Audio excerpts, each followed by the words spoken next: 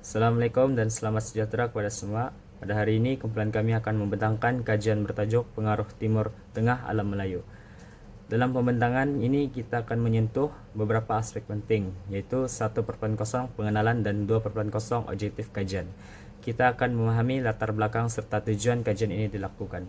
3.0 dapatan kajian. 3.1 pengaruh peradaban timur terhadap alam Melayu, menjelaskan bagaimana budaya dan peradaban dari timur mempengaruhi perkembangan kawasan ini. 3.2 pengaruh peradaban timur tengah, terutamanya Islam, mengupas bagaimana Islam memainkan peranan besar dalam membentuk peradaban Melayu. 3.3 mengenal pasti perkembangan Islam di Nusantara dan bagaimana Islam menjadi salah satu identiti Melayu. 3.3.1 perkembangan agama Islam di Nusantara, mengumpas sejarah dan penyebaran agama Islam di kawasan ini. 3.3.2 Islam sebagai entiti budaya Melayu, melihat bagaimana Islam diangkat menjadi salah satu identiti utama dalam budaya Melayu. Terakhir, 4.0 kesimpulan, membuat rumusan berdasarkan keseluruhan dapatan kajian yang dibentangkan. Dengan itu, semoga pembentangan ini dapat memberikan pemahaman yang lebih mendalam kepada semua tentang peran Islam dalam membentuk budaya Melayu di Nusantara. Assalamualaikum, nama saya Hasmiati binti Zainuddin. Baiklah, untuk kajian kami ini, kami telah memilih konsep etika dan peradaban untuk melaksanakan tugasan ini. Tema ini merupakan satu tema yang perlu mengkaji tentang pengaruh peradaban Timur Tengah ke atas peradaban Melayu. Konsep ini menekankan saling berkaitan dalam membentuk kehidupan manusia yang bermartabat, sebagaimana yang dijelaskan oleh tokoh-tokoh besar seperti Aristoteles yang menekankan kebajikan sebagai jalan mencapai kehidupan yang baik, dan Ibnu Khaldun yang menekankan bahawa solidariti sosial asabiyah sebagai inti kemajuan peradaban. Pandangan tokoh-tokoh ini menunjukkan bahawa nilai moral menjadi landasan utama dalam menciptakan masyarakat yang harmoni dan beradab. Berikut adalah objektif kajian yang dikaji. Objektif kajian yang pertama adalah menjelaskan pengaruh peradaban Timur Tengah terhadap alam Melayu. Objektif kajian yang kedua pula adalah mengkaji bagaimana peradaban Timur Tengah, khususnya Islam, terhadap perkembangan peradaban di alam Melayu. Objektif yang ketiga pula adalah mengenal pasti perkembangan Islam di Nusantara dan bagaimana Islam menjadi salah satu identiti budaya Melayu. Objektif yang pertama ialah menjelaskan pengaruh peradaban Timur Tengah terhadap alam Melayu. Pengkaji telah menggunakan borang soal selidik dalam bentuk Google Form untuk mendapatkan data kajian. Terdapat 5 soalan yang dikemukakan dalam objektif ini. Objektif yang pertama ialah menjelaskan pengaruh peradaban Timur Tengah terhadap alam Melayu. Pengkaji telah menggunakan borang soal. Pernyataan yang pertama, kesenian dan kesusasteraan Melayu mengalami perkembangan yang pesat selepas kemasukan agama Islam di alam Melayu. Sebanyak 2% responden sangat tidak setuju akan pernyataan ini, manakala sebanyak 5% responden tidak setuju bahawa kesenian dan kesusasteraan Melayu mengalami perkembangan yang pesat selepas kemasukan agama Islam di alam Melayu. Sebanyak 5 orang responden menjawab tidak pasti terhadap pernyataan berikut. Namun, sebanyak 40% responden setuju dan sebanyak 42% responden sangat setuju akan pernyataan tersebut. Pernyataan yang kedua ialah adat istiadat masyarakat Melayu pada masa ini masih banyak dipengaruhi oleh ajaran agama Islam. 2% responden menjawab sangat tidak setuju akan pernyataan tersebut, manakala 4% responden menjawab tidak pasti. Pernyataan yang ketiga, peradaban Timur Tengah telah memberikan warisan yang kaya dan beragam ataupun pelbagai kepada alam Melayu. 2% responden menjawab sangat tidak setuju dan tidak setuju, manakala 4 orang responden menjawab tidak pasti bagi pernyataan ini. Seramai 18 orang responden memilih jawapan setuju dan sebanyak 47% responden sangat setuju dengan pernyataan tersebut. Pernyataan yang keempat pula, agama Islam merupakan pengaruh utama peradaban Timur Tengah. 2% responden menjawab sangat tidak setuju dan tidak setuju, manakala seramai 5 orang responden menjawab tidak pasti. Namun, seramai 10 orang responden menjawab setuju dan sebanyak 62% responden sangat setuju dengan pernyataan berikut. Pernyataan yang terakhir iaitu Islam berhasil menyatukan suku kaum di Timur Tengah. Seramai 3 orang responden menjawab sangat tidak setuju, 2 orang tidak setuju dan 8 orang tidak pasti. Manakala sebanyak 27 responden memilih jawapan setuju dan sebanyak 44% memilih jawapan sangat Halo setuju. semua, nama saya Diego Aming dan saya akan membentangkan objektif kedua, yaitu mengkaji bagaimana peradaban Timur Tengah khususnya Islam terhadap perkembangan peradaban di alam Melayu. Kami menggunakan borang soal selidik dalam bentuk Google Form untuk mendapatkan data, dan terdapat 5 soalan yang dikemukakan dalam objektif ini. Majoriti responden bersetuju bahwa ajaran dan tradisi Islam dari Timur Tengah mempunyai pengaruh yang besar terhadap perkembangan struktur sosial dan budaya di alam Melayu. Dengan 51,1% responden bersetuju dan 37,8% sangat bersetuju. Ini menunjukkan bahwa masyarakat mengakui peranan penting ajaran Islam dalam membentuk identitas sosial dan budaya di rantau ini. Selain itu, pendidikan Islam yang berasal dari Timur Tengah turut dianggap memainkan peranan besar dalam memajukan peradaban di alam Melayu. Dengan kadar persetujuan tinggi yaitu 51,1% bersetuju dan 42,2% lagi sangat bersetuju. Ini menunjukkan pendidikan Islam sebagai salah satu tonggak utama dalam memindah ilmu dan nilai dari Timur Tengah ke alam Melayu. Penerapan nilai-nilai murni dan etika Islam juga diterima dengan sangat positif, di mana 51,1% responden sangat bersetuju dan 40% bersetuju bahwa nilai-nilai tersebut dapat disesuaikan dengan budaya dan adat di alam Melayu. Ini menegaskan bahwa nilai-nilai Islam telah menjadi sebahagian daripada kehidupan masyarakat tempatan.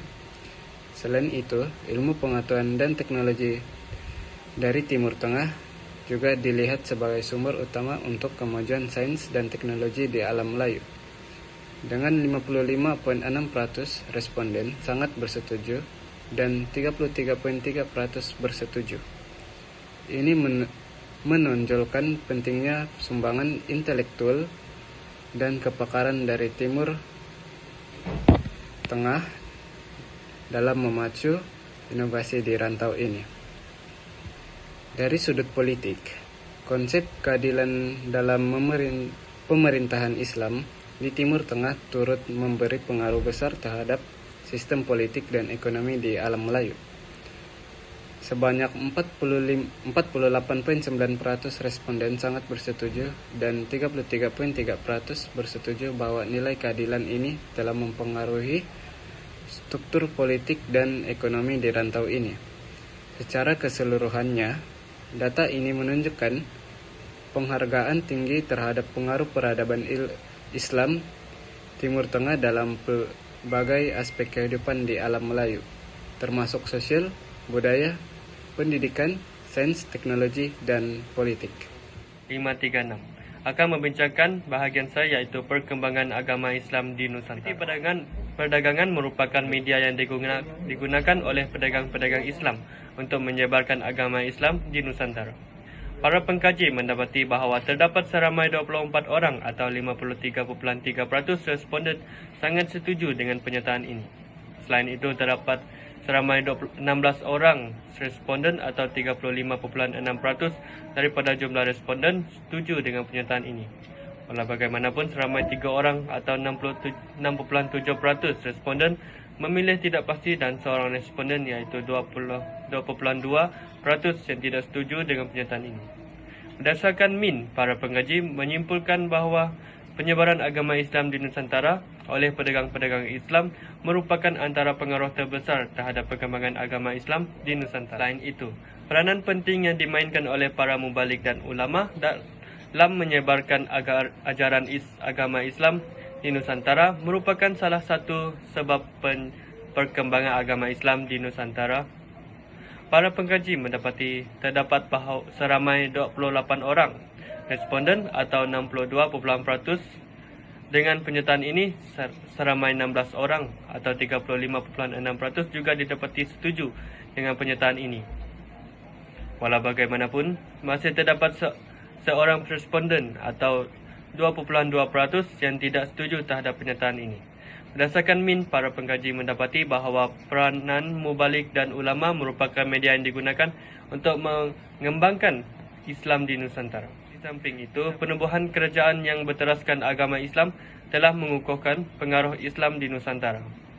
Para pengkaji mendapati seramai 24 orang atau 53.3% responden sangat setuju dan seramai 17 orang iaitu 37.8% responden memilih untuk setuju dengan pernyataan ini.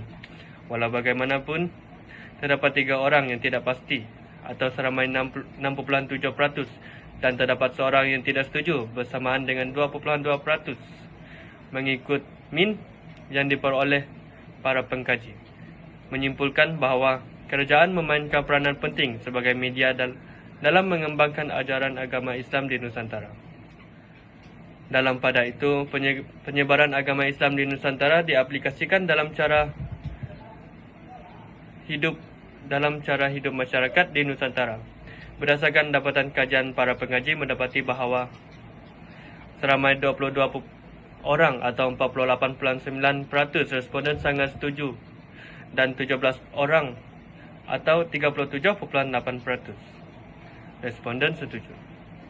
Namun demikian, masih terdapat 5 orang atau 11.1% responden tidak pasti dan seramai seorang atau 2.2% responden memilih untuk tidak setuju dengan pernyataan ini. Berdasarkan min, para pengkaji mendapati bahawa pengaplikasian cara hidup Islam dalam kehidupan sehari-hari membolehkan masyarakat lebih terdedah dengan gaya hidup masyarakat Islam atau cara langsung mempengaruhi perkembangan Islam di Nusantara. Melalui dapatan kajian yang diperoleh, ajaran Islam telah disesuaikan dengan adat rasam dan budaya tempatan bagi memudahkan penerimaan masyarakat di Nusantara. Para pengkaji mendapati bahawa seramai 22 orang responden, iaitu 48.9%, memilih untuk sangat setuju dengan pernyataan ini. Selain itu, seramai 18 orang, iaitu 40% responden setuju, namun masih terdapat masing-masing 2 orang atau 4.4% responden yang tidak pasti dan tidak setuju. Para pengkaji juga mendapati terdapat seorang atau 2.2% responden yang sangat tidak setuju dengan pernyataan ini. Walau bagaimanapun, berdasarkan min yang diperoleh para pengkaji mendapati bahawa adat resam dan budaya tempatan di Nusantara mengandungi ciri-ciri Islam. Maka jelaslah bahawa penyesuaian ajaran agama Islam dan adat resam dan budaya tempatan di Nusantara merupakan aspek yang mempengaruhi perkembangan Islam di Nusantara. Kesimpulannya, para pengkaji mendapati bahawa perkembangan ajaran agama Islam di Nusantara dipengaruhi oleh mubalik dan ulama yang datang ke Nusantara dan menyebarkan ajaran agama Islam kepada masyarakat Melayu. Okey, seterusnya adalah bahagian kedua, iaitu bagaimana Islam menjadi salah satu identiti budaya Melayu di Nusantara. Berdasarkan soalan pertama, iaitu istilah-istilah bahasa Arab dan Sanskrit yang diserap dalam penggunaan bahasa Melayu. Merujuk gambar rajah yang disediakan, didapati seramai 22 orang responden bersamaan dengan 49% sangat setuju dengan pernyataan ini. Dan terdapat juga 19 orang responden bersamaan dengan 42% bersetuju. Dalam pada itu, terdapat 3 orang responden bersamaan dengan 7% tidak pasti dengan pernyataan ini. Serta terdapat juga seorang responden yang tidak bersetuju dengan pernyataan ini. Namun begitu, pengkaji mendapati bahawa penggunaan istilah-istilah bahasa Sanskrit dan istilah-istilah Arab yang digunakan dalam bahasa Melayu menjadikan Islam sebagai salah satu identiti budaya Melayu. Seterusnya adalah soalan kedua, iaitu unsur-unsur yang digunakan dalam adat istiadat dan upacara masyarakat Melayu. Ini menunjukkan bahawa di dalam gambar rajah menunjukkan seramai 25 orang responden bersamaan dengan 56% sangat setuju dengan pernyataan ini. Dan kita dapat ketahui juga terdapat seramai 15 orang responden bersamaan dengan 33% bersetuju. Dalam pada itu, terdapat juga 4 orang responden bersamaan dengan 9% tidak pasti dengan kenyataan ini. Serta seorang responden pula tidak bersetuju dengan soalan kedua, iaitu unsur-unsur yang digunakan dalam adat istiadat dan upacara masyarakat Melayu. Walau bagaimanapun, berdasarkan min yang diperolehi daripada dapatan ini, ia menunjukkan bahawa unsur-unsur Islam yang digunakan dalam adat istiadat dan upacara masyarakat Melayu telah menjadi salah satu identiti budaya Melayu yang sering digunakan di Nusantara. Dan soalan ketiga pula menunjukkan penggunaan unsur-unsur Islam dalam penulisan teks-teks agama dan sastra. Di sini kita dapat ketahui bahawa seramai 24 responden bersamaan dengan 53% sangat bersetuju dengan pernyataan ini.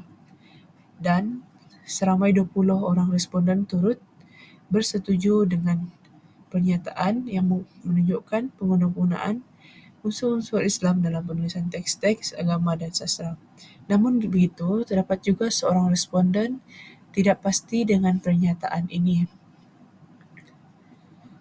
Dan seterusnya pula adalah soalan keempat, iaitu nilai-nilai Islam yang terdapat dalam hasil seni masyarakat Melayu. Didapati seramai 21 responden bersamaan dengan 47% sangat setuju dengan pernyataan ini. Dan seramai 20 orang responden bersamaan dengan 44% pula setuju.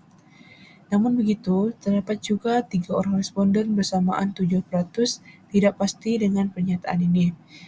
Dan terdapat juga seorang responden yang sangat tidak bersetuju dengan pernyataan yang dinyatakan.